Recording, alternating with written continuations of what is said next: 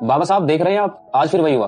कहीं मूंछ रखने पर दलित को मारा गया, कहीं घड़े से पानी पीने पर बच्चे की जान ले ली गई, तो कहीं दलित दूल्हे को घोड़ी चढ़ने पर पीटा गया। लोग कहते हैं हम चांद पर जा रहे हैं, लेकिन जमीन पर तो हम आज भी इंसान को इंसान नहीं समझ रहे। ऊंची जाति नीची जाति, ये जहर तो कम होने के बजाय और बढ़ता जा रहा है। तुम्हें लगता है ये दर्द मुझे नहीं होता था? जब मैं उस दौर में था तब हमें जानवर से भी बदतर समझा जाता था। हमारी परछाई से भी लोग दूर भागते थे।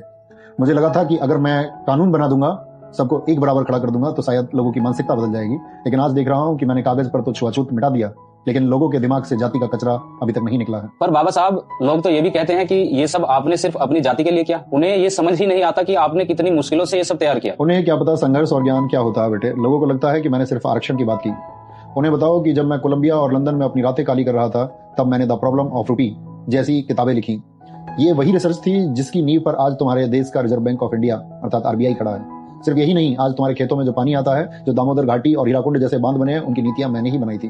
मैंने 18 घंटे जाकर पढ़ाई की, अपनी आंखों की रोशनी गवाई, ताकि मैं भारत को दुनिया के सबसे बेहतरीन देशों की कतार में खड़ा कर सकूं। मेरा काम किसी एक जाति के लिए नहीं, पूरे भारत के निर्माण के लिए था।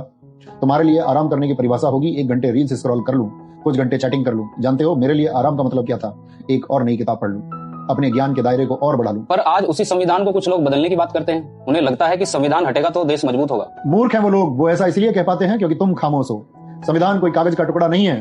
संविधान वो लक्ष्मण रेखा है जो तानाशाही को तुम्हारे घर में घुसने से रोकती है। जाकर उन अंधभक्तों और विरोधियों से कहो कि यह संविधान सिर्फ दलित या पिछड़ों की ढाल नहीं है। जिस दिन यह किताब हटी, उस दिन कोई नियम नहीं बचेगा। फिर जिसकी लाठी उसकी भैंस होगी। आज जो गरीब, सवर्ण या मध्यम वर्ग का आदमी पुलिस की आंखों में आंखें डालकर बात करता है, वो इसी संविधान की वजह से है। या रूल ऑफ लॉ है। अगर संविधान गया तो तुम सब, चाहे ब्राह्मण, शूद्र या दलित हो, सब गुलाम बनोगे। उस दिन इंसान की कीमत खत्म हो जाएगी और पुराना दौर लौट आएगा। और याद रखना, मैंने तुम्हें वोट की ताकत इसलिए दी थी ताकि रानी के पेट से राजा पैदा होने की परंपरा को लात मार सको। मैंने चाहा था कि अब राजा वो बनेगा जो काबिल होगा। लेकिन अगर तुम गुलाम बनने को तैयार हो तो गलती मेरी नहीं है, तुम्हारी है। बाबा साहिब, हम शर्मिंदा हैं। हम आपके संघर्ष को भुला बैठे। हम जातियों में बंटकर एक दूसरे का गला काट रहे हैं, जबकि आपने हमें इंसान बनाने का सपना देखा था। हम विज्ञान छोड़ पाखंड में उलझ गए। शर्मिंदा मत हो बेटे, और अपना सिर मत झुकाओ। मुझे कमजोर और रोने वाले लोग पसंद नहीं। मुझे वो युवा चाहिए जिसकी रीढ़ की हड्डी सीधी हो। अगर मुझे सच्ची श्रद्धांजलि देना चाहते हो तो एक वादा करो, जाति का चश्मा उतार कर फेंक दो। अपने पड़ोसी में दलित या ब्राह्मण मत देखो, उसमें एक इंसान और एक भारतीय देखो। और सबसे बड़ी बात, पढ़ो, खूब पढ़ो। इतना पढ़ो कि कोई नेता, कोई धर्मगुरु या कोई चैनल तुम्हें बेवकूफ न बना सके।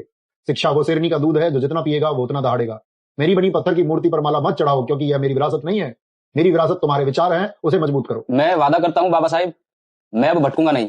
मैं आपकी मेहनत बेकार नहीं जाने दूंगा। मैं शिक्षित बनूंगा, संगठित रहूंगा, खूब पढ़ूंगा और अन्याय के खिलाफ संघर्ष करूंगा।